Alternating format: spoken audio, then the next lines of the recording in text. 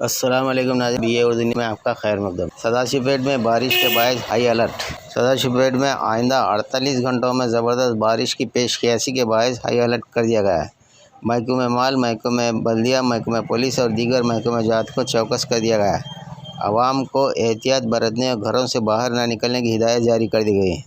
क़दीम और बोसीदा इमारत के मुनहदिम हो जाने पर सरकारी इमारतों में पहुंचने और हेल्पलाइन नंबर 9440233367 पर रब्ता करके मदद लेने की अपील की गई है। देखते रहिए अगली खबरों के लिए BA उर्दू न्यूज़।